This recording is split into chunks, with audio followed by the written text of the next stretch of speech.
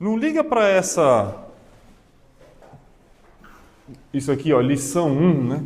Hoje já é a aula 2, na verdade. Semana passada a gente já tinha começado. É porque esse curso eu vou aproveitar bastante coisa do material que eu uso na escola da Bíblia, né? Então, na escola da Bíblia, por exemplo, aquela aula da semana passada não tinha.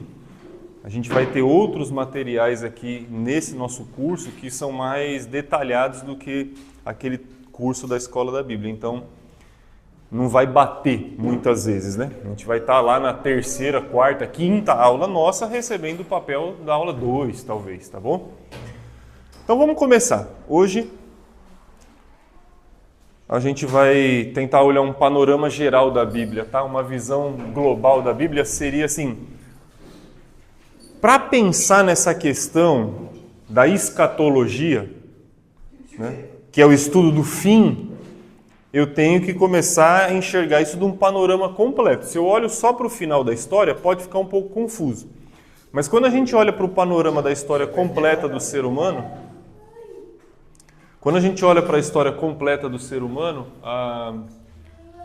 fica um pouco mais lógico para a gente compreender, tá bom?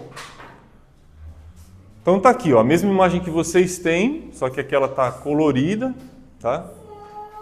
E vocês vão notar que dentro da folhinha tem um monte de espaços em branco aí, ó, que você vai ter que ir preenchendo, tá? Então vocês vão precisar de caneta.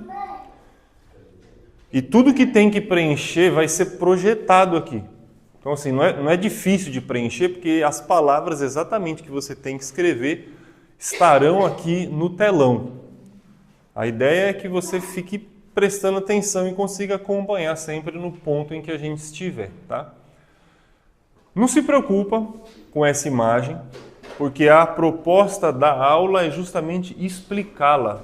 Você vai perceber que, olha aqui, começa 1, 2, 3, 4, 5, 6, 7, 8, 9, 10, 11, 12, 13. Tem números aqui que são passos dos acontecimentos que a gente vai explicar na aula de hoje, tá bom?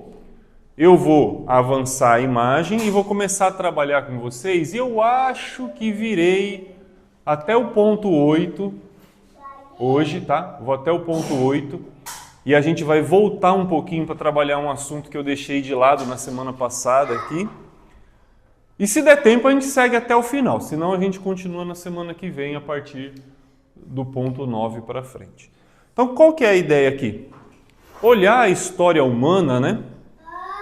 Porque está um pouco cheio de cores e de figuras dentro dessa imagem, mas o que ela está mostrando para a gente? Que lá no passado, imagina que isso aqui é uma linha do tempo, tá? Vou desenhar aqui, ó. Vou desenhar uma linha do tempo. Tá aqui. Hoje, vamos dizer que a gente está aqui no meio da história, né? A gente não sabe quando Jesus volta. Aliás, vamos fazer isso aqui, né? Jesus volta e aí ele decreta o fim, né? Então aqui, eu vou escrever aqui, ó. Volta de Jesus. Esse é o final da história. A história começa para nós com o quê? A Bíblia começa com que história? O início. E o que é o início? A criação. Isso. Então aqui, ó. Tá? Então basicamente essa é a história da Bíblia também, né? Gênesis começa assim e Apocalipse termina assim. A gente está em algum lugar aqui nessa história, que espero que já seja aqui, né? Pertinho do final. Tudo indica que seja. Vou nos colocar aqui então, aqui, ó. Vamos colocar aqui, ó, hoje, tá? Hipoteticamente, né? Porque nós não sabemos quando Jesus vai voltar. Aqui nesse monte de figuras é isso que a gente está vendo, tá? Só que de uma outra maneira. A gente está olhando esse pedaço da história como se fosse a humanidade de um modo coletivo, mas a partir daqui a gente começa a ver uma certa distinção, aliás, até a partir da cruz.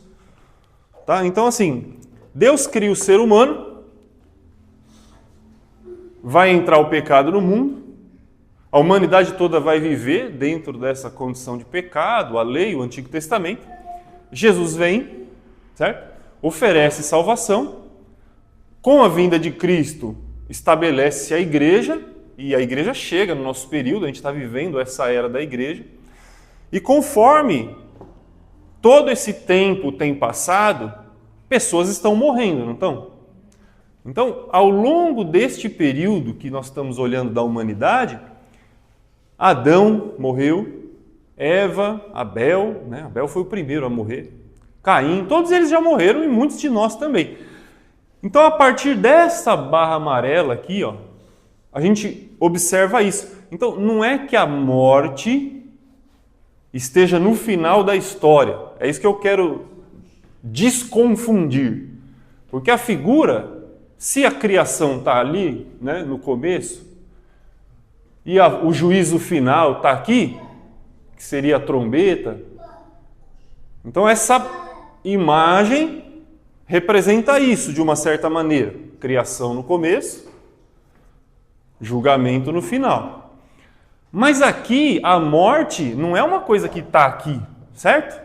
Antes da volta de Jesus. A morte, ela está acontecendo com cada pessoa desde o começo. Consegui me fazer entender? Então, a barra da morte não representa um evento durante a história humana, mas uma condição que está acontecendo com todo mundo, desde a criação até o julgamento. Tá. Se não tiver, temos aí 50 minutos para fazer ficar. Vamos lá então. Esses detalhes que eu falei, ponto 1, ponto 2, ponto 3, vamos trabalhar junto, né, na aula de hoje. Nosso estudo de escatologia, né, esse estudo aqui chama o fim dos tempos. Por que chama o fim dos tempos, né? Porque tudo começa aqui. Esses seriam os tempos, né, da história humana. Esse é o tempo. Onde que está o começo dos tempos? E o fim dos tempos? Certo? Por isso que a gente fala o fim dos tempos. Até mesmo porque depois que Jesus volta, o tempo também se vai. Porque a gente entra na eternidade. Certo? Então, o fim dos tempos e o tempo do fim, né? Observar não só essa parte da história, mas este momento especificamente, é um estudo do que ocorrerá além desta vida, em dois sentidos. Então, quando a gente fala sobre escatologia, eu estou falando sobre duas coisas. O fim de cada indivíduo, certo? Eu vou morrer, vocês também, provavelmente, se Jesus não voltar antes da nossa morte. Então, a morte é o fim individual. Mas a escatologia, além de tratar o fim individual, ela trata do fim geral e coletivo. Então, é o que nos espera depois da morte, então sou eu. Quando eu morro, para mim acaba, para você continua. Mas não tem uma hora que acaba para todo mundo? Então a escatologia é do indivíduo e do universo. Você pode preencher. Ó. Você viu uma coisinha amarelo aqui, é porque você tem que escrever na sua folhinha aí, ó. Então, trata do que nos espera depois da morte, você tem esse campo aí, e do que nos espera depois do fim do mundo. Perfeito? Escatologia aborda essas duas questões. Eu posso falar só do ser humano, depois que ele morre, o que acontece e tal, lá. Posso.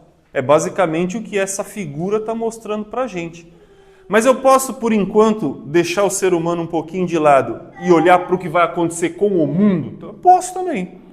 Tá, por enquanto eu não quero saber das pessoas, eu quero saber do universo. O que vai acontecer com o universo? O que Pedro diz, né? Que esse universo vai ser consumido em fogo, vai dar espaço a uma nova criação. Eu posso fazer o estudo da escatologia olhando só para os acontecimentos com o mundo. Mas no final das contas, ela se preocupa, a escatologia se preocupa com essas duas questões. Em termos acadêmicos, trata da chamada escatologia, ou seja, o estudo das últimas coisas. Essas últimas coisas podem dizer respeito, aí é o que nós estamos falando, ao indivíduo, ou podem dizer respeito ao mundo como um todo. Então, nós estamos repetindo aí, para ficar bem claro o que aquela imagem quer dizer. Certo? Então vamos lá. Deus, o Criador de todas as coisas, ninguém tem dúvida disso? Deus criou todas as coisas? Criou. Ele criou também o mundo, né? Então, a criação do mundo é o ponto 1 lá da nossa imagem. Se você de vez em quando quiser voltar para a imagem do início aí da sua folhinha, você vai ver que o ponto 1 está mostrando isso. E além de criar o mundo, o que mais que Deus cria? O homem. Muito bem. E o homem tem a imagem de quem? De Deus. Muito bem. Significa que ele está sendo criado com perfeição, plenamente bom, constituídos de boas virtudes, de todo potencial para fazer aquilo que é certo. Tá. E o homem recebe uma ordem. Fazer o que ele queria? Não. Obedecer. Perfeito? Posso avançar? Mas aí quem entra na história lá no Jardim do Éden? O diabo entra na história e com o diabo ele propõe para Eva e depois Eva propõe para Adão que valia a pena, né, buscar conhecimento alheio de Deus, valia a pena o próprio esforço para se encontrar coisas e deixar de lado a orientação divina. Então ele faz o quê? Ele tenta o homem. E surge o primeiro pecado. Volta um minutinho aí na sua folha, na página 1 aí. Olha ela de lado. Não é o que nós estamos preenchendo na folha? Ponto 1. Deus criou o mundo. Esse é o primeiro evento da história. Aí o ponto 2 está dentro do círculo cinza. Por quê? Porque o círculo cinza representa a humanidade. Então Deus faz o homem. Aí lá embaixo, o maligno, que está fora da humanidade, introduz o pecado e o pecado entra onde? Na humanidade. Não é? É aqui até onde a gente está. E a humanidade vai passar um longo período sem ter o que fazer em relação ao pecado, mas o que diz o ponto 5 aí na imagem? Qual que é o ponto 5 da imagem? Jesus Cristo nos salva. Isso, então qual que é a nossa próxima questão que a gente vai observar que é importante? Que apesar do homem estar afastado de Deus e estar numa situação de condenação, né? Porque quando o homem cai em pecado, ele se corrompe. E essa corrupção que assola Adão e Eva, assola também toda a humanidade. Então todos acabam indo pelo mesmo caminho da condenação, né? A gente conhece Romanos 3, 23, que diz, porque todos pecaram e carecem, estão destituídos, afastados da glória de Deus. Quem sabe Romanos 6, 23? Que o salário do pecado é a morte. Então todo mundo acaba entrando nessa espiral de pecado. E aí eu vou fazer uma pausa aqui, nessa questão, vou voltar um pouquinho o slide, só para ter a imagem aqui junto com vocês, tá? Estamos no slide 12, eu vou logo volto para cá, tá? Deixa eu voltar aqui, ó, para que a gente fique um pouquinho com essa imagem aqui por enquanto. Na semana passada, eu me dei conta, né, quando eu estava editando o vídeo para poder colocar lá no YouTube, eu me dei conta que nós começamos a tratar de um assunto, e aí eu acho que a gente foi conversando, eu fui para outro assunto e não voltei mais lá. e ficou talvez um pouco confuso, né? Quando a gente falou sobre a morte dos bebês, morte de crianças. Thalita, acende um pouquinho aí para mim aí, o interruptor de cima, por favor. Isso, obrigado. Por enquanto que aqui a gente vai dar uma pausa aqui na tela. Então, aí eu falei lá sobre a doutrina do pecado original. Aí eu disse assim, o que acontece se uma criança morre hoje, lembra? Ela vai para o céu ou não vai? Né? Aí a gente falou, eu acho que vai. E a gente pode achar o que a gente quiser, viu? A gente pode achar. Só que o que eu acho faz doutrina? Não, pior que faz, né? Não deveria. Né? Não deveria, mas faz, por aí faz. Eu acho que. Hã? Exatamente. Então, a gente não deveria, mas quando você vê assim, as pessoas às vezes até se degladiando por causa de opiniões, não é nem por causa de coisas das Escrituras. Então, bem, era sobre isso que eu quero fazer uma pausa aqui e conversar um pouquinho, porque existe aquela doutrina, né, que chama a doutrina. O que essa palavra doutrina significa? Ensino. E seria um ensino, né? Para ser doutrina, teria que ser um ensino que está de acordo com o que Jesus ensinou. Então, doutrina do pecado original. Tá? Esse nome aqui. Era sobre isso que a gente começou a falar. E aí, por alguma razão, a gente seguiu e eu não falei mais. E aí eu lembro que eu perguntei assim. A Bíblia diz que para ser salvo, o que tem que fazer? Certo? Então eu tenho que crer em Cristo, na graça, o presente da graça que me é oferecido. Eu tenho que crer em Cristo, em quem Ele é, no sacrifício que Ele realiza, me arrepender dos meus pecados e nascer de novo.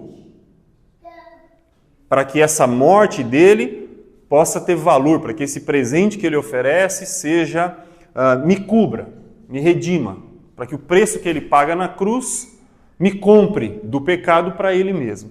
Ótimo. Começa pelo crer, vai até o arrependimento.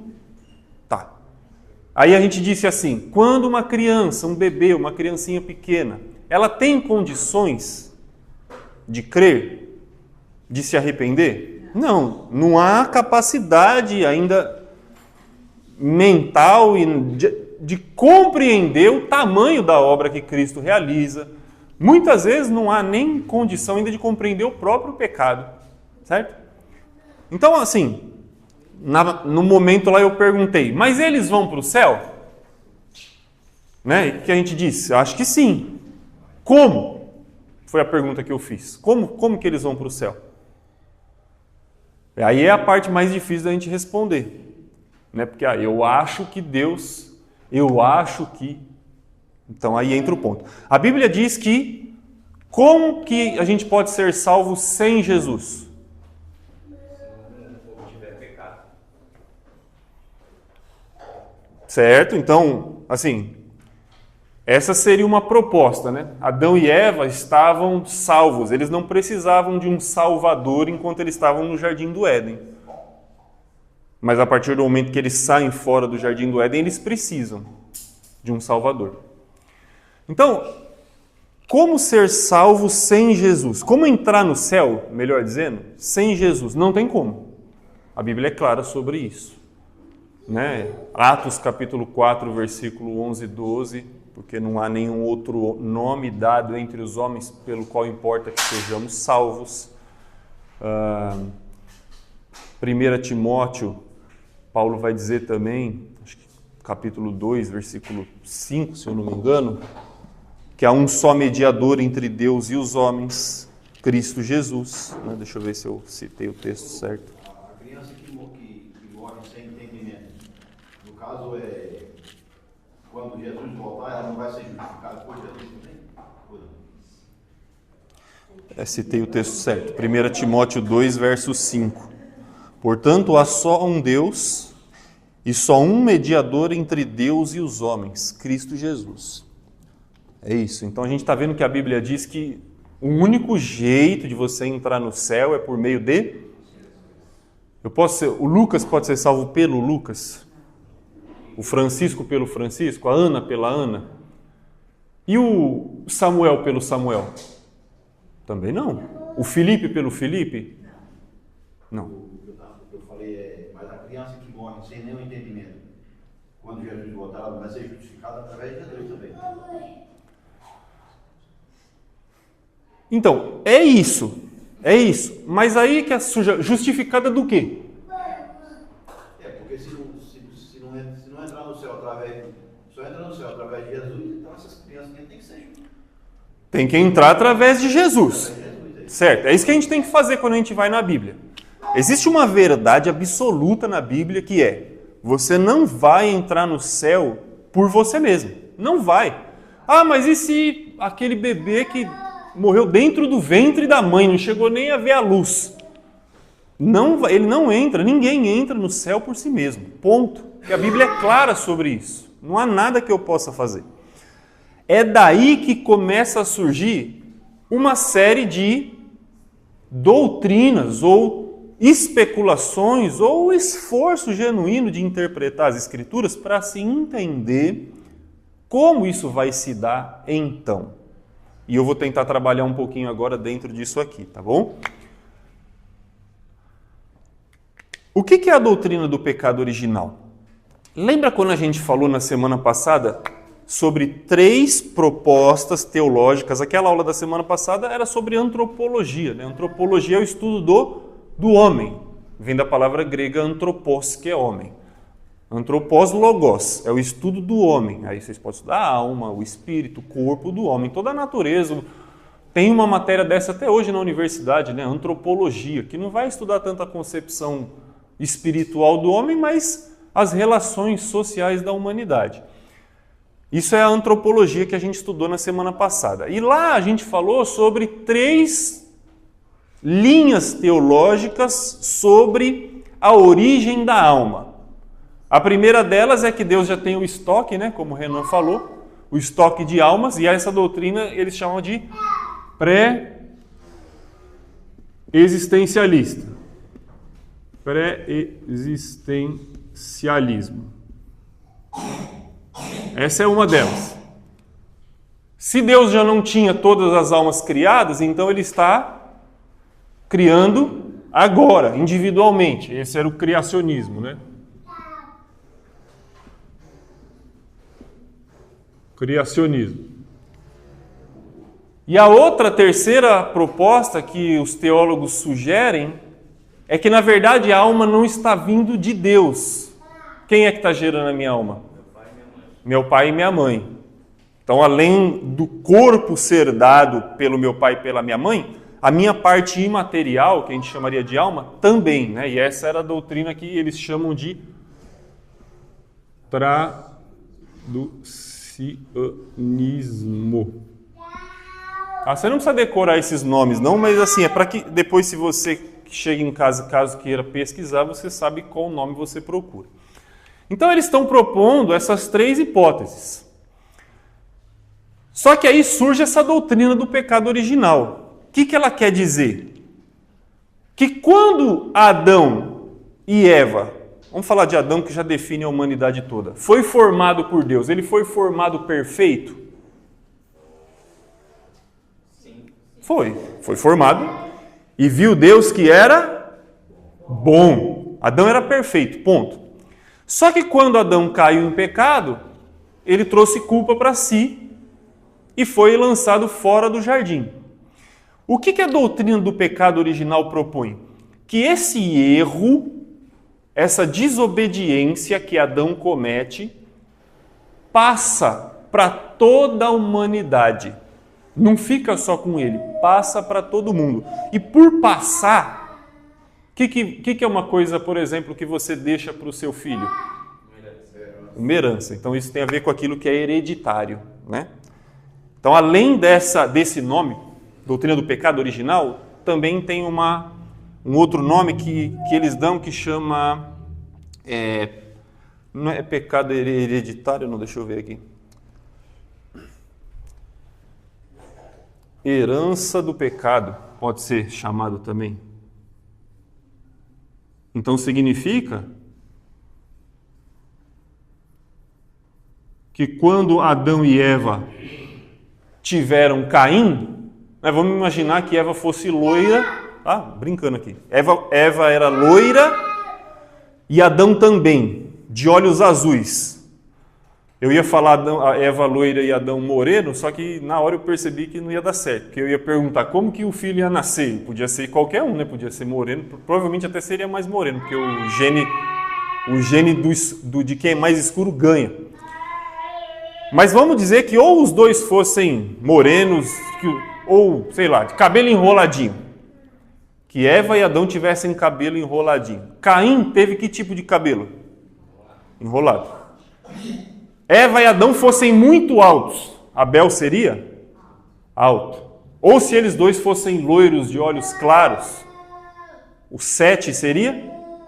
Eles estão entregando para a próxima geração o seu gene, mas segundo essa doutrina, além do seu gene, da altura, da cor da pele, da cor dos olhos, que mais que eles estão entregando para a próxima geração?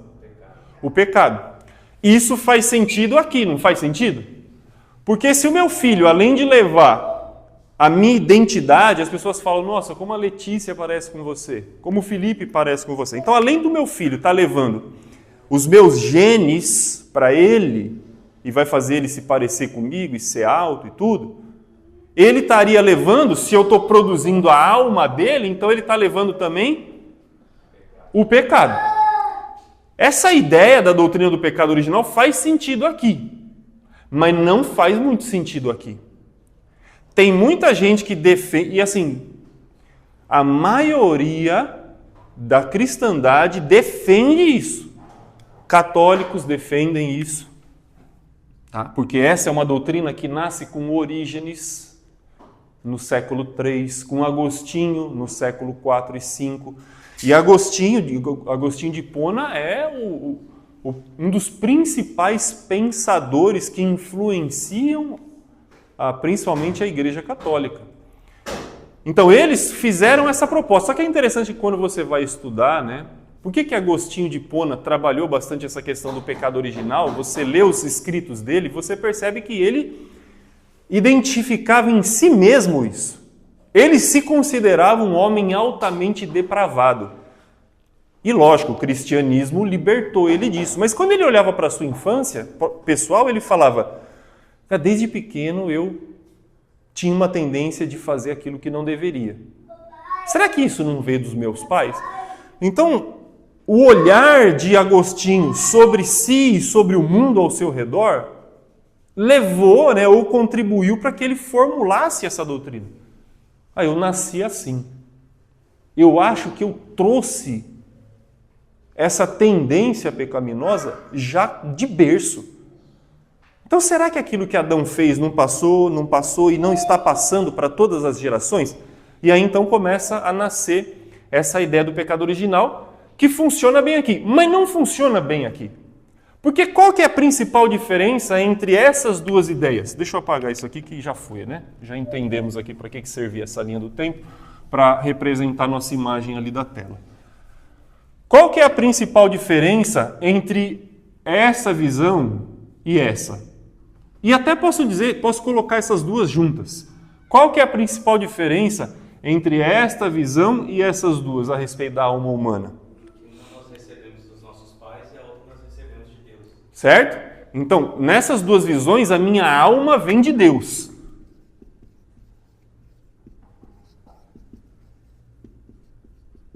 Minha alma vem de Deus. E aqui, dos pais. Vou escrever alma aqui. A alma vem, né? Não é que eu tenho a alma deles, mas... E até vou falar uma coisa rapidinho sobre alma. No Antigo Testamento, e até na Bíblia como um todo, alma é uma palavra que se chama polissêmica. Uma palavra polissêmica é que ela pode ter mais de um sentido. Por exemplo, tem muito disso no português. Você gosta de manga? Gosta? Curta ou comprida? Ou sem manga? Entendeu ou não? Manga não pode significar as duas coisas? Isso. Quem aqui gosta de tênis? Mas você joga? Tá entendendo? Então, você está falando disso ou está falando daquele esporte? Isso é uma palavra polissêmica. Ela tem dois significados. Alma é isso na Bíblia. Ela pode significar o lado imaterial do homem, como a gente tratou na semana passada? Pode. Mas ela pode significar a vida como um todo. O indivíduo é uma alma. No Antigo Testamento, a alma pode ser tudo. O corpo pode ser descrito como alma. A própria alma espiritual, o espírito do homem pode ser alma. Os dois juntos podem ser alma. Então, no Antigo Testamento, essa ideia sobre o lado imaterial do homem estava sendo desenvolvido, principalmente no Pentateuco. Vamos dizer que no Pentateuco quase não se fala sobre esta vida após a morte. O homem é isso aqui que a gente está vendo. É óbvio que ele tem sensações, entendimento, um coração que ele entrega para Deus, tudo isso, mas é difícil você enxergar no Pentateuco essa questão pós-morte. Você vai vendo que essa ideia ela vai sendo o que a gente chama na Bíblia, eu falei isso a semana passada, revelação progressiva. Deus vai pouco a pouco construindo o entendimento humano a respeito da sua natureza e da própria existência. E quando a gente chega no Apocalipse, o nosso entendimento sobre a realidade humana é muito maior do que quando a gente começou Gênesis. Porque Deus construiu, revelou progressivamente para a humanidade as realidades que estão ao nosso redor e até dentro de nós. Então, voltando, falei, alma é uma palavra polissêmica, mas sempre que eu escrever alma, você pode ler espírito. Estou falando não da vida como um todo, estou falando da parte imaterial humana. Então, a parte imaterial, nessas duas doutrinas, ela vem de Deus, nessa ela vem dos meus pais. Se eu estou nascendo e já trazendo dentro de mim pecado, então isso faz sentido aqui. Por quê? Porque o meu pai que me deu a minha alma, e como ele era pecaminoso, a alma que ele gera também é. Mas aqui, não é Deus que me dá a minha alma? Então não faz sentido eu nascer pecaminoso. Porque a alma que Deus cria, ela é pura ou corrompida? Pura. Deus não cria nada corrompido. Pelo criacionismo, quando o bebê é fecundado dentro da barriga da mãe, Deus cria uma alma, E não é que ele precisa criar lá no céu. Eu uso essa expressão para ficar fácil de entender. Não é que ele precisa criar a alma lá e enviar ela no útero. Ele cria a alma lá, onde o bebê, mas Deus cria a alma lá para aquele bebezinho, para aquele feto. Se a alma o corpo que está sendo gerado, ele já é corrupto. O corpo já é. Por que você sabe que já é? Porque ele não pode ter uma má formação no útero? Pode. E isso não é o que Deus criou. Não é. Ele não pode ter uma complicação, uma doença. Ele não pode adquirir uma doença da mãe. Se a mãe tem uma doença pré-existente pelo sangue, da própria mãe que circula também no bebê, a mãe não pode acabar transmitindo essa doença para o bebê? Pode. Então o corpo, já da gestação, o corpo já está pagando a conta do que Adão fez. Porque ele pode morrer ao nascer ou até mesmo antes de nascer. E a realidade da morte só é uma realidade que existe porque existe pecado. Então, o corpo já está sujeito a isso. Mas a alma, se ela vem de Deus, ela vem perfeita. Então, não tem como eu falar sobre pecado original se eu entendo que a alma vem de Deus. Pode falar. Já que você está falando de criação e de pecado, o filho que Davi teve com a Batseba foi gerado do pecado e ele não viveu. Você teria que dizer isso? Não, assim, o que está decretado lá, né, e depois a gente até pode ler o Salmo 51, porque é um texto que é bastante usado para defender isso. O profeta vai chegar, né, Natan, e falar com Davi e vai decretar que aquele bebê não vai viver. Isso é um juízo de Deus. Já foi profetizado ali. É um juízo de Deus por causa do pecado. Mas eu não estou dizendo que este bebê morre por causa do pecado dos pais. Nem o bebê que morre no útero é por causa do pecado dos pais. Ou o bebê que vai nascer com uma má formação, qualquer coisa. É por causa do pecado dos pais. É por causa do pecado da humanidade. Tanto que você pode ter um casal que, vive uma vida totalmente alheia à vontade de Deus, distante da vontade de Deus, e tem um filho saudável. E o oposto também é verdadeiro. Você pode ter um casal que está buscando em Deus e faz tudo como Deus espera e não tem um filho saudável. Então, esse pecado que passa, segundo essa doutrina, esse pecado que passa para o filho, não é porque eu com a minha esposa pequei e isso passa para ela. Aqui é porque Adão pecou. E o pecado de Adão, então, foi para toda a humanidade, afetou todos os corpos, porque qual foi o ser humano que não morreu? Né? Enoque e Elias. Mas eles morreriam, só não morreram porque Deus entrou na história e tirou eles de dentro do mundo. Mas o destino para Enoque e Elias era o mesmo do que é para todo ser humano. Eles morreriam, porque isso é natural. Então, o que eu estou mostrando aqui? Que se Deus criou a minha alma, Ele a criou perfeita. E aí, quando há a fecundação de um espermatozoide num óvulo, eu tenho a fusão de um corpo que está sendo gerado por duas pessoas que já conhecem e vivem no pecado, com uma alma pura. Eu tenho duas coisas distintas. Um corpo que está em pecado e uma alma que está pura. Agora, esse corpo que está sendo concebido já de uma herança pecaminosa, ele vai ser julgado por causa disso? Não, porque quando a Bíblia fala do pecado que nos faz ser condenado, ela não fala do simples fato de você nascer num corpo que já está sujeito à corrupção. Isso é um corpo sujeito à corrupção. Quando eu cresço, fico adulto ou jovem, adolescente, e faço o que é errado, esse corpo que é sujeito à corrupção, ele consuma o pecado. Aí eu me torno culpado. Deu para entender a diferença? Então, Adão e Eva, eles não eram potencialmente falhos. Eles não foram criados por Deus à beira do abismo para falhar.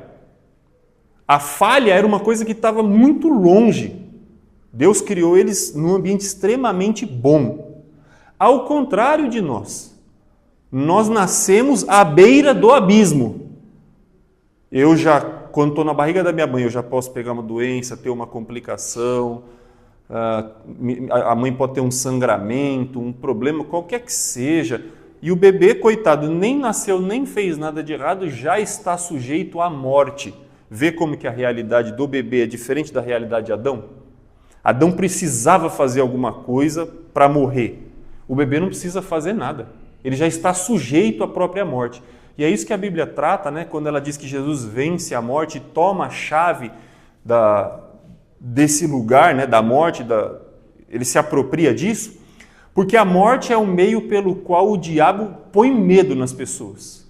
Impõe medo. Então a morte é a principal arma do diabo contra a humanidade.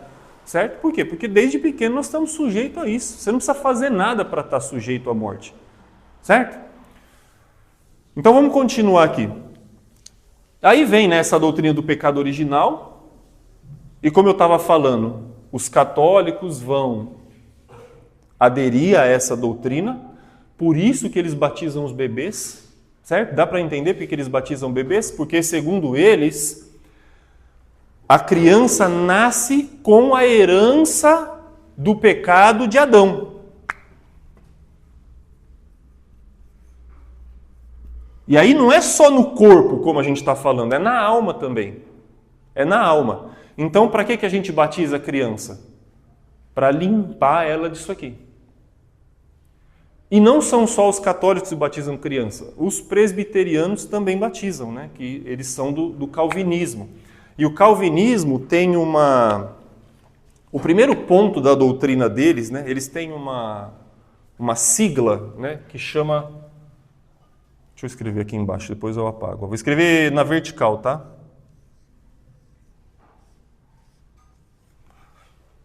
Essa é a sigla, os 5 passos que sustentam o calvinismo, né?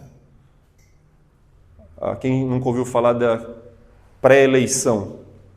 Você foi criado por Deus destinado ao céu, então você vai ser salvo, ou destinado ao inferno. Essa é a doutrina da pré-eleição. Nasce aqui, ó. Tulipe, né? Que é da palavra da flor tulipa, né, em inglês. São 5 pontos da doutrina deles. É em inglês, mas isso aqui é depravação total. Né? Então, total depravation. Depravação total é isso aqui. É um outro nome que se dá para isso. Ó. Depravação.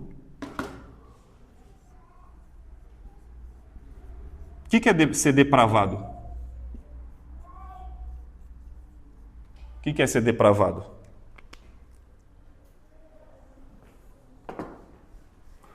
Vocês já ouviram essa palavra, né? Ser depravado é fazer tudo aquilo que é errado. Escravo do pecado. Também, né? Então, ser depravado é você ser inclinado a tudo aquilo que é mal, que é errado. Depravação total é uma doutrina. É o primeiro ponto da doutrina deles.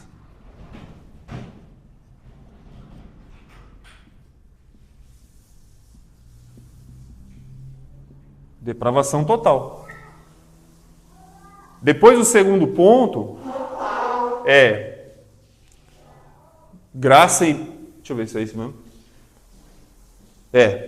Eleição incondicional.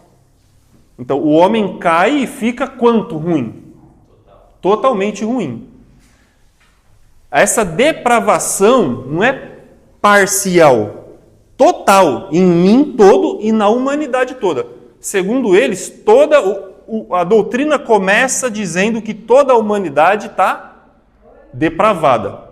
Só que Deus, pela sua própria vontade, vai eleger, então,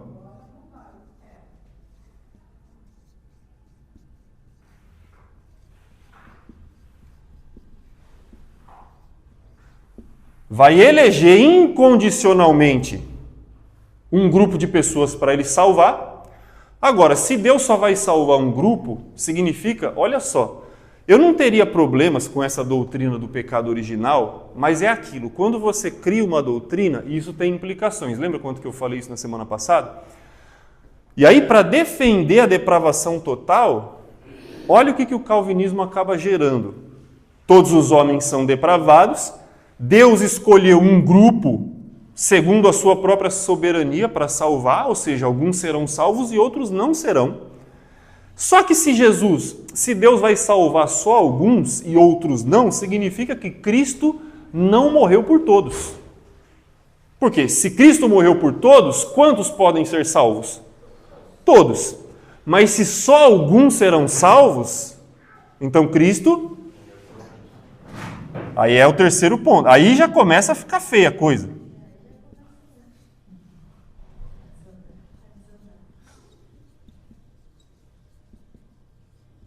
A expiação de Jesus é limitada. Aí, se a expiação de Jesus é limitada, não foi para salvar todo mundo, mas se eu sou um eleito, se Deus me escolheu para me salvar, a hora que a mensagem do Evangelho chegou em mim, que alguém pregar para mim, eu vou conseguir resistir a ela? Não, porque se eu sou eleito aí no céu, eu posso dizer não agora, no ano que vem vão me... Assim, você pode não querer, mas se Deus te elegeu, você vem. É como se fosse isso. Então, a graça para eles é irresistível. Você não vai morrer antes que receber essa graça, porque você é salvo. Isso, exatamente. Deixa eu pôr em maiúsculo aqui.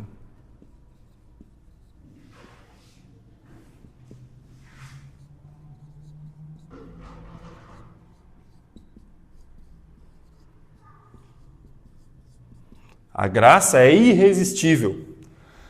E por último, o que eles dizem que vai faltar, ou que vai sobrar, né? É a perseverança. Mas assim, que perseverança se eu vou para o céu? A ideia nossa de perseverança é você não sucumbir no meio do caminho, você continuar, né? Mas eles chamam de perseverança dos santos.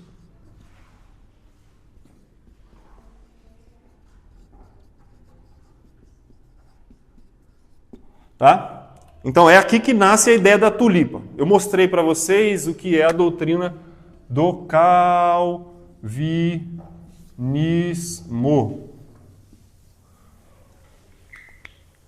Eu não quero ficar aqui,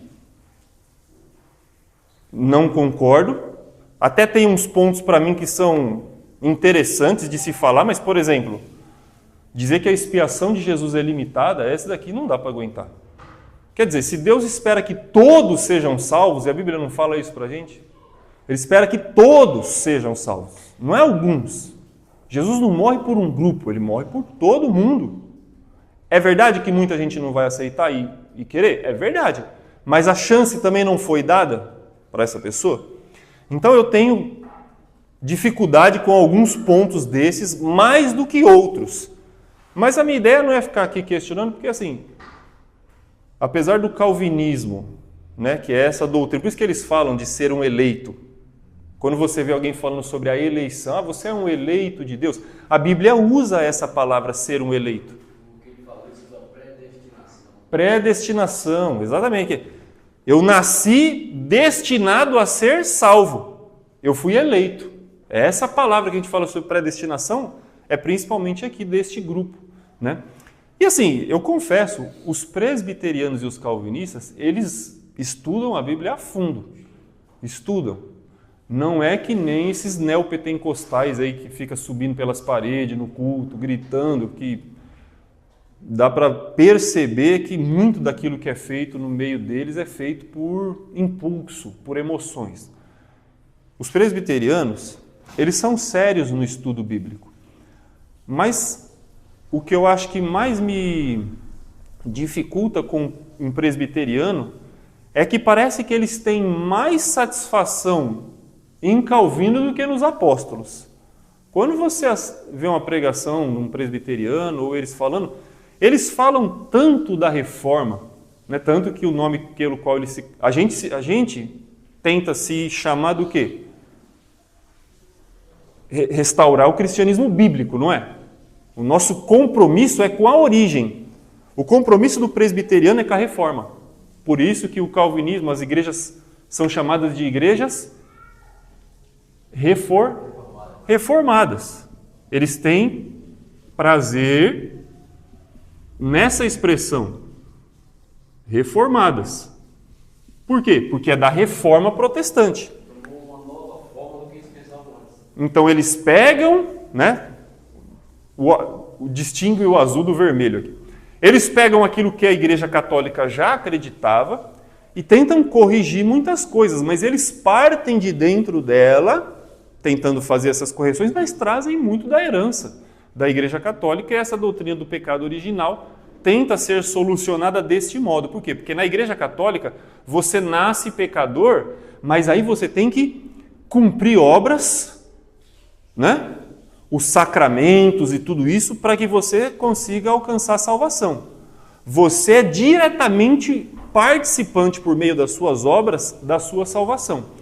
O calvinismo rejeita isso de um modo tão grande que ele fala, não, você não pode fazer absolutamente nada para ser salvo, o que é verdade, mas chega lá no outro extremo de dizer que você não pode fazer nada, de nada, absolutamente nada, como, por exemplo, a depravação total significa que você não tem dentro de si mesmo o bem nem para se arrepender dos seus próprios pecados.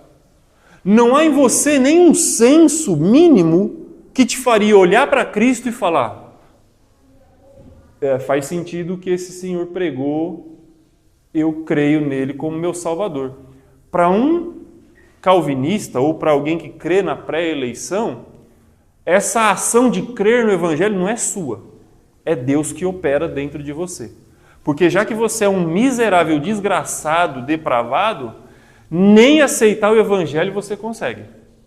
Então é Deus, por meio do Espírito, que opera em você o arrependimento e a conversão, e aí você é atraído de maneira irresistível pela graça de Deus. Não foi porque um dia você creu. Essa seria a nossa principal diferença. Nós concordamos com eles que o homem está caído no pecado e vai ter uma tendência de fazer aquilo tudo que é errado. Mas existe a capacidade de você fazer juízo, de você olhar para a mensagem da cruz, e nós não somos chamados a uma decisão diante da mensagem do Evangelho? Essa decisão compete a cada um de nós. Nesse caso aí, a pregação de João Batista no deserto não ia valer nada. Ele pregava fazer uma pregação de arrependimento, do batismo e de arrependimento. Exatamente, ele chama as pessoas a uma resposta para a mensagem de Deus, né? Que eles vão dizer aqui, não, mas eu estou respondendo também. Você está respondendo, só que você está respondendo de uma maneira que foi pré-ordenada. Se você vai dizer não, é porque não e acabou. E se você tiver que dizer sim, você vai dizer sim porque acabou. E aí, assim, tem muitos textos para eles usarem? Tem, aqui que eles vão lá, né? Porque Deus não endureceu o coração do faraó. O que eu acho interessante, aí a gente tem um conflito aqui, deixa eu escrever mais uma coisa. Olha, a gente nem falou direito da depravação total. Mas a ideia é que a gente fale aqui sobre escatologia, mas que a gente aprenda uma série de coisas junto enquanto a gente vai aprendendo escatologia. Existe uma questão na Bíblia que é a soberania de Deus. Deus é soberano ou não? Sim. Soberania é aquilo que é próprio de quem é rei, né? Que quem manda, que tem poder. Então, a soberania de Deus versus a liberdade humana.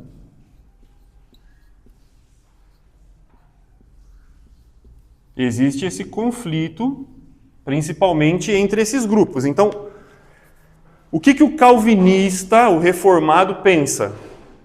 É Deus quem determina tudo pela sua soberania ou é o homem quem decide? O que eles pensam? Por tudo isso que eu acabei de escrever aqui. Deus que manda. Deus já te elegeu, não é você que vai escolher. Deus já te elegeu, Ele te chamou, a graça dele vai ser Ele opera toda a salvação do começo ao fim. Em contraponto a essa proposta da soberania divina, do calvinismo, você tem aqueles que fazem oposição ao calvinismo, que são chamados... As pessoas perguntam, você é calvinista ou... Quem lembra? Arminiano. Então, o que João Calvino disse? Não, Deus é soberano. E depois Jacobus Armínio, que era também calvinista, mas ele propôs, por isso que ficou chamado de arminianismo, né? Porque o proponente era Jacobus Armínio. Não, o homem tem liberdade. E fica esse conflito. Calvinistas, arminianos. Calvinistas, uns dizendo que Deus é soberano, outros dizendo que não, o homem tem livre-arbítrio. Livre-arbítrio. E esse é um conflito que a gente também, eu pelo menos não quero assumir um lado. Porque a Bíblia propõe essas duas realidades como uma tensão dialética. O que é uma tensão dialética? São duas realidades que estão em oposições, mas sobrevivem nessa sem resposta. Deus é soberano e faz o que Ele quer? Se Ele quiser mandar um homem para o inferno, Ele manda? Claro que manda. Ah, mas Ele fechou o coração do faraó. Fechou mesmo. Ele é Deus, Ele faz o que Ele quiser. Ah, mas e se o faraó fosse se arrepender? Não questione Deus em relação a isso. Ele faz o que Ele quer, Ele é soberano. Eu concordo com os calvinistas nisso. O problema que eu não posso concordar com os calvinistas é que não há para mim uma responsabilidade de decisão. O homem tem liberdade para escolher, mas você é totalmente livre? Por exemplo, a gente fala sobre livre-arbítrio. Você é totalmente livre para fazer o que você quiser? Aí você pode falar, não posso matar. Não, você pode. Vai ter consequência? Vai, mas você pode. Você pode fazer o que você quiser? Pode. Você pode sair daqui agora e chegar lá no Japão? Agora? Então você não pode. Você escolheu qual ia ser seu nome? A cidade que você ia nascer? A data do seu aniversário você escolheu? Então, nós temos liberdade, mas não plena. Essa é a tensão dialética. Aí eu vejo calvinistas brigando, puxando a corda de um lado, arminianos puxando a corda do outro, mas as duas realidades são verdadeiras dentro da Bíblia. Ué, mas elas não são opostas? Existe uma tensão entre elas, mas eu não posso negar. Eu não vou escolher um lado em detrimento do outro quando a Bíblia me apresenta as duas realidades. Deus faz o que Ele quer? Sem dúvida. Salva quem Ele quer? Sem dúvida. Ele salva quem Ele quer. Mas eu tenho responsabilidade? Tenho. Ele pode me salvar na marra? Pode. Mas Ele decidiu esperar, eu decidi por isso. Ele decidiu, eu esperar, decidi. Deu para entender, né? Ele preferiu, apesar de Ele poder me pegar e me pôr no céu na força, Ele preferiu esperar a nossa resposta. Não porque Ele não pode, mas porque Ele determinou que fosse feito de um outro modo. Então essa é a tensão dialética, né? Por isso que eu falo, há verdades dentro do calvinismo, mas eu discordo de outros pontos. Então a gente não está fazendo aqui opção por um lado nessa confusão. A gente está tentando ficar com as escrituras. Vamos tentar fechar essa questão da doutrina do pecado original. Então a depravação... Pode falar. É uma questão de se pensar, porque, digamos, falando da soberania de Deus. Aí só, nasceu a criança agora, se você vai ser advogado, na segunda você vai ser médico, você vai ser ladrão, você vai para o céu, você vai para o inferno. É um negócio bem interessante, né? Na cabeça deles isso tudo está determinado. E ainda, quando a gente fala assim, calvinismo, né, parece que todo mundo pensa igual, o calvinismo tem também as suas subdivisões. Existe um calvinismo chamado supralapsarianista e um outro chamado infralapsarianista. Não precisa saber o que é isso, mas alguns acreditam que até a queda do ser humano foi determinada por Deus. Adão pecar não foi um acidente de percurso, uma desobediência humana. Deus quis que fosse assim, para os supralapsarianos. Então, Deus já sabia que o homem pecaria mesmo antes de criá-lo? Porque Ele é soberano, Ele sabia. Mas foi Ele que determinou que o homem caísse? Ele cria o homem, dá a escolha para o homem comer ou não comer do fruto, obedecer ou não, mas Ele dá toda a condição para o homem obedecer. Ele sabe que o homem não vai obedecer, mas ele não é o culpado pela desobediência. Para os supralapsarianos, já que Deus vai salvar uma parte e não vai salvar a outra, a queda é a armadilha que Deus cria para poder pôr em prática o seu próprio plano. Então, no final das contas, Deus é o autor também da queda. Isso não é confuso? Né? Então, tá vendo? Fala, Cristian.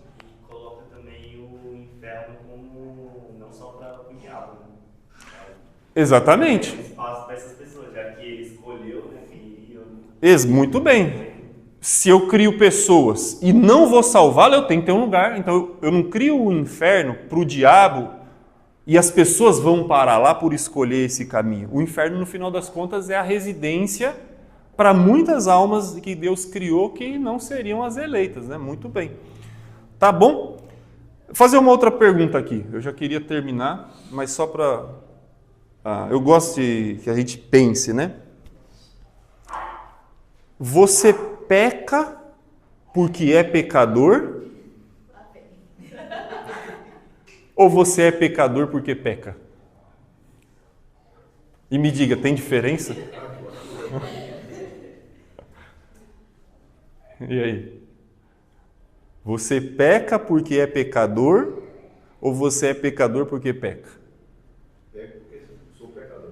Peca porque é pecador? E aí, quem concorda com o Francisco ou quem não concorda com o Francisco? Não pode votar em branco.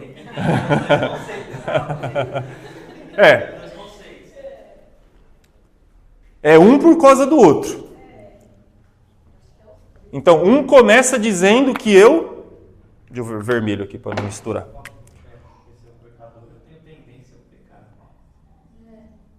Repete, Renan, por favor. Se eu peco porque eu sou um pecador, a minha tendência é ir ao pecado.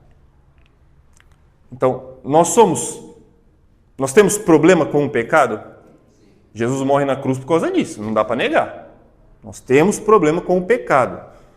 E aí a Ana falou, quando apareceu aqui Romanos 3, 23. Quantos pecaram? Todos. Ponto. Agora, onde que a coisa começa? Ela começa no erro ou ela começa na minha condição?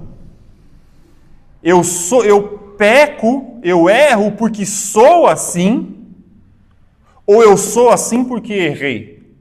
Se eu disser que eu peco porque sou um pecador, eu estou concordando com isso aqui, não estou? Porque sou um pecador. Eu sou um pecador. Então, quer dizer, você vai se esforçar, mas não tem jeito. Não adianta lutar contra isso. Essa é a proposta. Se eu peco porque sou um pecador, significa que eu já nasci com um problema, e aí a minha maior dificuldade com isso é o quê? O que as pessoas estão dizendo hoje em relação a tantos pecados, por exemplo, como do homossexualismo. Eu nasci assim, não é? Eu nasci assim. Não adianta eu lutar contra... Levanta aqui a mão quem tem uma dificuldade na vida, desde que você se tornou cristão, que você lembra, você já lutava contra isso, e até hoje você melhorou muito, mas você ainda continua atento, porque o mesmo erro que te acometia desde lá de trás te acomete até hoje. Quem tem esse problema? Aí eu não sei qual que é o seu problema. Pode ser N, pode ser tendências homossexuais, imoralidade, pornografia, insubmissão, eu tenho dificuldade, ser uma pessoa conflituosa com os outros, grosseira. Você tem um problema que desde que você olha o momento mais longínquo da sua vida, você tinha esse problema. Você se tornou cristão, quanto Jesus mudou a sua vida, tal, mas vira e mexe, parece que essa coisa quer brotar de novo dentro de você e você tem que ficar sempre cuidando dela. Aí as pessoas dizem, eu jogo a toalha, porque eu nasci assim, não vou mais lutar contra isso. Eu estou errando porque essa é minha situação. É minha natureza. Eu nasci assim, eu nasci desse jeito, não tenho o que fazer. Quer saber? Vou me entregar. Vou jogar a toalha. Então, agora o oposto é o seguinte, não, eu sou um pecador e Jesus precisou morrer por mim porque eu errei. Eu acho que essa é mais coerente. Eu sou um pecador porque peco. Porque se eu nasci, e é como que a criança nasce? Pecadora ou pura? Então, se ela nasce pura, ela não vai pecar porque é pecadora. Ela vai se tornar pecadora porque um dia ela vai pecar. Que bobeira, não tem diferença, não tem? Nós não começamos a errar um dia porque nascemos com uma tendência de errar. É porque nós erramos que nos tornamos isso que somos, certo? Então essa doutrina, eu vou ler aqui para a gente terminar o Salmo 51, não vai dar nem para terminar de falar sobre pecado original.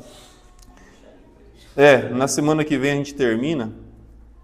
Mas o Salmo 51, que o Francisco tinha citado, o evento de quando Davi atrai Batseba para a casa dele, e tem relações com ela, e depois manda matar Urias, aquela história toda que a gente conhece.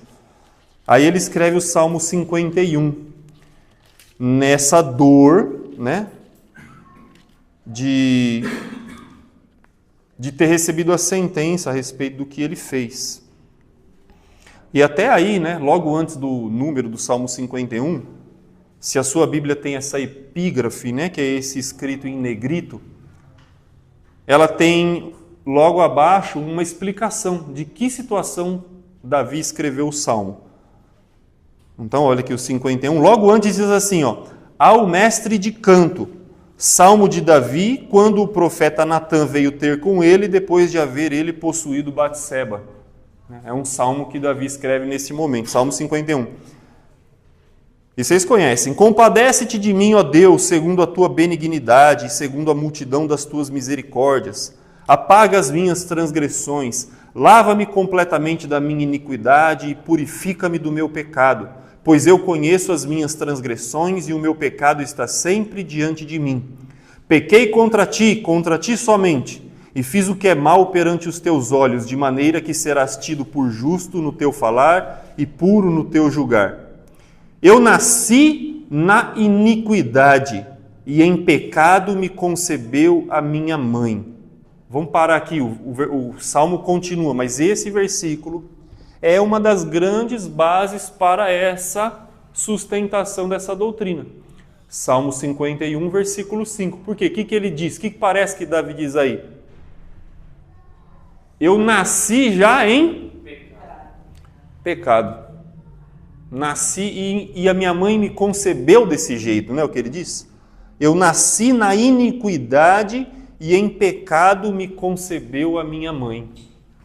Então, para muitas pessoas, esse salmo, e não só ele, mas Romanos capítulo 5, vai ser uma das principais fontes para a formulação dessa doutrina, para dizer, não, nós nascemos em pecado. É como que se no seu DNA, o que é o DNA? Não é onde está toda a nossa informação genética? E aí vem, né? Aquilo que eu estava falando. A altura provável que você vai ter, a cor de cabelo, a cor dos olhos, o formato do nariz e tudo isso que você herda dos seus pais, vem no seu DNA. Mas para essa doutrina, o que mais vem no DNA? O pecado. Porque se eu estou nascendo corrompido, então ele está vindo geneticamente. Seu pai era um pecador, sua mãe? Você vai ser, e os seus filhos? Serão também, porque eles vão nascer de você que é um pecador. Então aqui o pecado ele está passando geneticamente. Por isso que eu disse que isso só faz sentido aqui, ó, na minha cabeça, né? Na minha cabeça, a doutrina do pecado original só faz sentido para quem é traducianista, para quem acredita que tem uma alma que veio dos seus próprios pais. Por quê? Se a pessoa acredita que Deus criou a alma dela, mas ela nasce pecadora, mas Deus fez uma alma pecadora desde o começo? O poder de Deus é grande, ele fez a alma pura. Ninguém muda isso. Agora, quando chega no ser humano, isso se deteriora. É complicado, né? Na verdade, o que essa alma pura encontra? Ela encontra um corpo que está sendo feito puro, mas que está sujeito já ao problema do pecado. Então o bebê, quando ele está sendo concebido, ele não é pecaminoso nem no corpo e nem na alma. Por quê? Porque a alma veio de Deus e o corpo ainda não pecou, não conheceu o pecado, o corpo do bebê. Mas ele já está sujeito às aflições que o pecado impõe. Ele pode ter doença desde bebê, ele pode morrer desde bebê, e isso tudo é produto do pecado. Então, na semana que vem, além desse Salmo 51 que a gente leu, a gente vai ler também Romanos, capítulo 5. É do 17? Do 12? Do 12 ao 21. A gente vai ler na semana que vem. Continuar esse assunto e terminar, né? Essa aula aqui. Falar de um outro assunto também interessante sobre o mundo dos mortos, tá? Não falta não na semana que vem que a gente vai falar sobre o mundo dos mortos. Então eles também vão usar esse texto aqui, na semana que vem a gente trabalha ele com mais calma, de Romanos, para tentar defender que a morte entrou no mundo por meio de Adão, é verdade, o texto diz isso, mas a morte passou a todos os homens porque todos pecaram. A interpretação deles é que o que Adão faz é trazer a condenação que era dele para todo mundo. É como se Adão fosse no Éden, não um simples ser humano, mas um representante de toda a humanidade. E quando ele peca, já que ele é um representante de toda a humanidade toda teria também pecado juntamente com ele. Essa é a lógica da doutrina do pecado original, tá? A gente não, pelo que eu estou vendo, a gente não concorda com essa doutrina, tá? Porque a gente vai lembrar de outros textos, tá? Não vou terminar essa aula só sem falar isso. A gente vai lembrar de outros textos, por exemplo, Ezequiel 18, 20, o que diz? A alma que pecar, essa morrerá. E o que mais? O que eu faço com aqueles textos que Jesus disse? Mateus 18, 3, Mateus 19, Mateus 19, acho que é 14. O que eu faço com esses textos que Jesus diz que o reino do céu é dos pequeninos? Então Jesus estava equivocado, será? De jeito nenhum. Hã? De maneira alguma, Jesus 14. Certo?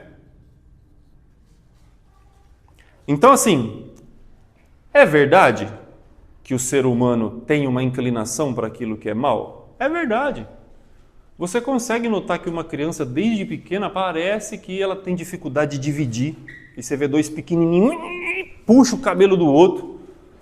É verdade que você enxerga no ser humano características que sugerem que ele possui uma inclinação ao pecado? É verdade. Mas até que ele execute, ele ainda não é um pecador.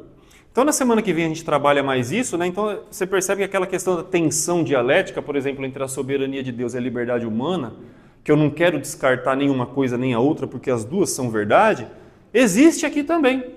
É verdade que o ser humano está nascendo com uma inclinação para fazer o que é errado? É, isso é perceptível.